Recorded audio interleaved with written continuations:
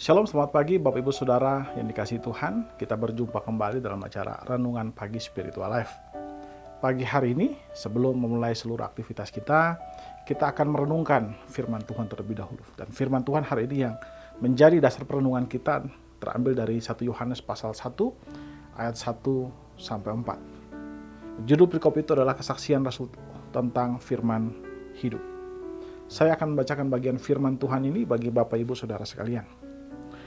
Apa yang telah ada sejak semula, yang telah kami dengar, yang telah kami lihat dengan mata kami, yang telah kami saksikan, dan yang telah kami raba dengan tangan kami tentang firman Tuhan, itulah yang kami tuliskan kepada kamu. Hidup itu telah dinyatakan, dan kami telah melihat, dan sekarang kami bersaksi dan memberitakan kepada kamu tentang hidup kekal, yang ada bersama-sama dengan Bapa dan yang telah dinyatakan kepada kami. Apa yang telah kami lihat dan yang telah kami dengar itu kami beritakan kepada kamu juga, supaya kamu pun beroleh persekutuan dengan kami. Dan persekutuan kami adalah persekutuan dengan Bapa dan dengan anaknya Yesus Kristus. Dan semuanya ini kami tuliskan kepada kamu supaya sukacita kami menjadi sempurna. Saudara yang dikasihi Tuhan, kita sudah memasuki kitab 1 Yohanes pada saat ini. Dan saudara, surat 1 Yohanes ditulis oleh Rasul Yohanes, yaitu rasul atau salah satu dari murid Tuhan Yesus. Nah, saudara, surat ini ditulis kurang lebih tahun 90 sampai 95 setelah Masehi. Dan tujuan surat ini adalah kepada jemaat Kristen abad pertama yang pada saat itu sedang mengalami berbagai macam tantangan. Nah, tujuan surat ini adalah untuk menguatkan iman jemaat mula-mula pada saat itu untuk menghadapi berbagai ajaran sesat. Nah, ada beberapa ajaran sesat yang muncul pada saat itu. Ada yang namanya dekotisme, ada juga gnostik, yang kurang lebih pengajaran mereka sama. Mereka mengajarkan bahwa Kristus pada dasarnya bukanlah manusia sejati, karena mereka tidak percaya bahwa roh yang kudus itu bisa menyatu dengan daging atau tubuh materi yang menurut mereka itu berdosa. Menurut mereka lebih rendah, dan karena itu mereka menolak ajaran bahwa Kristus adalah 100% manusia dan juga 100% Allah.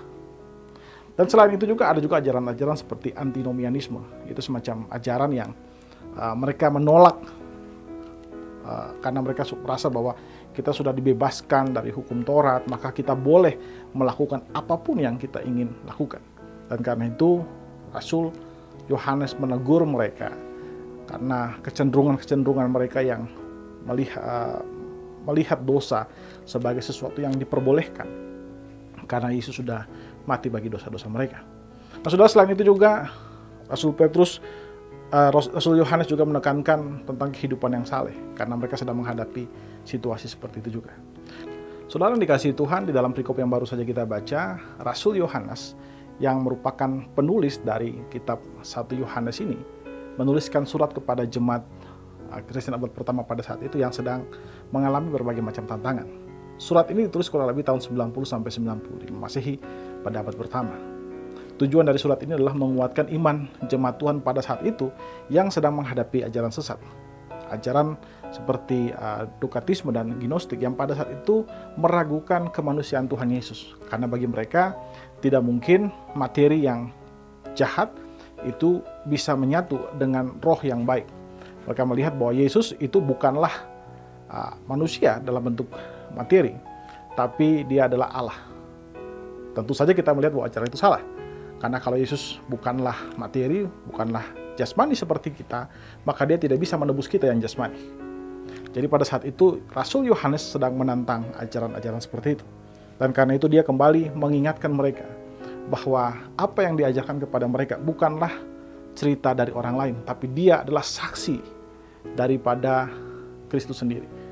Nah, saudara, selain ajaran dari dokatisme dan gnostik, ada juga ajaran lain, misalnya ajaran antinomian. Antinomian adalah ajaran yang mengajarkan, atau istilah untuk ajaran-ajaran yang mengajarkan tentang kebebasan yang tanpa batas.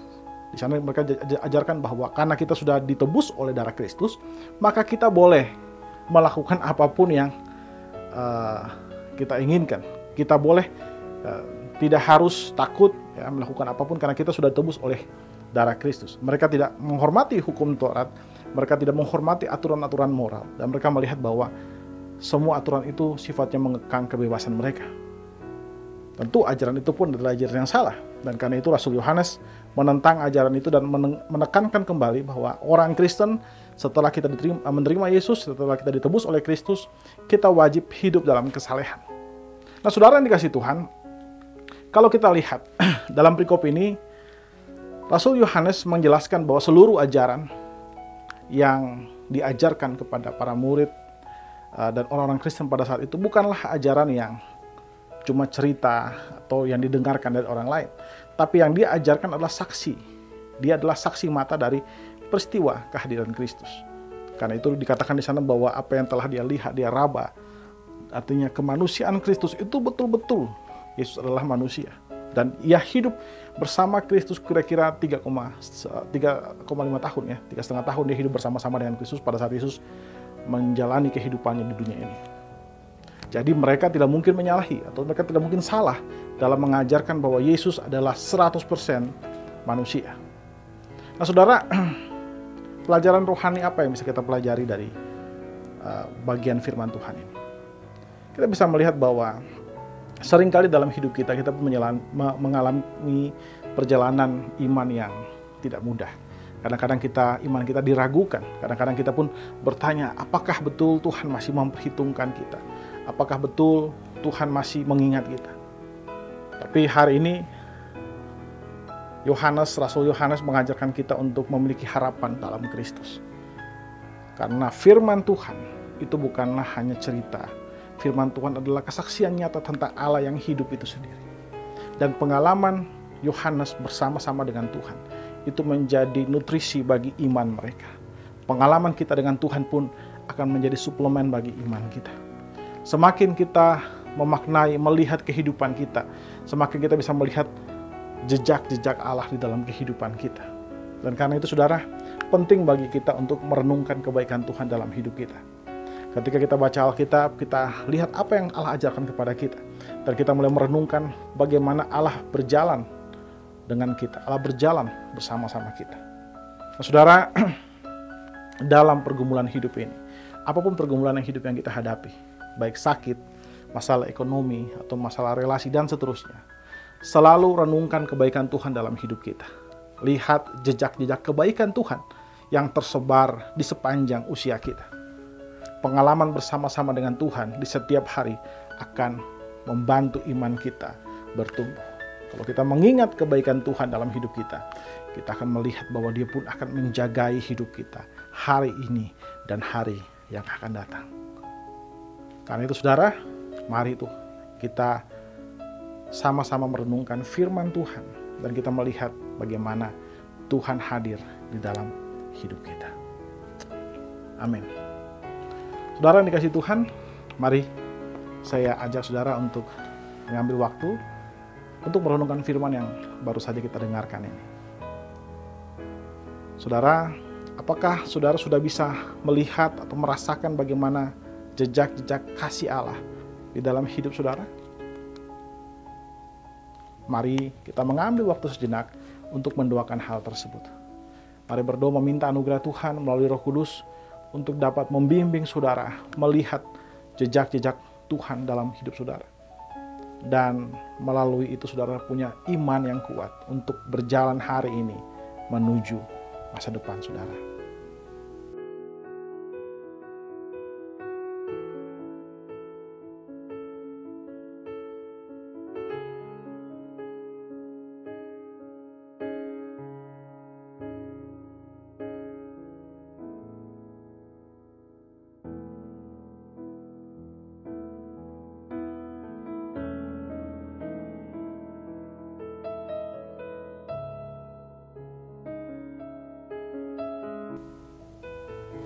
Saudara, berilah diri kita untuk dibentuk oleh firman Tuhan dan lihatlah kebaikan Tuhan di dalam hidup kita.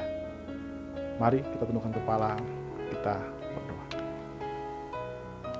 Ya Tuhan Allah, Bapa kami bersyukur buat firman-Mu Tuhan yang hari ini mengajarkan kami untuk belajar melihat kehadiran-Mu dalam hidup kami. Bantu kami ya Tuhan untuk selalu melihat kebaikan-Mu dalam hidup kami.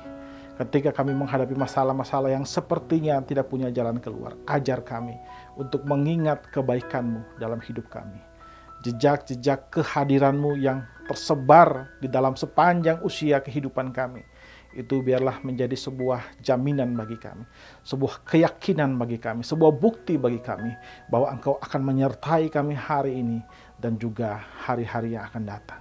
Ajar kami untuk memiliki iman yang teguh kepada Engkau Tuhan, sehingga melalui iman itu kami bisa menikmati kehidupan ini sebagaimana Engkau inginkan kami menikmatinya Tuhan Yesus. Dan ajar kami terus supaya seluruh hal yang kami lakukan, kami terus taat kepada kehendak-Mu, melakukan apa yang Engkau inginkan Tuhan, sehingga kehidupan kami adalah kehidupan yang berkemenangan, kehidupan yang dijalani karena Engkau hadir di dalam kehidupan kami Tuhan.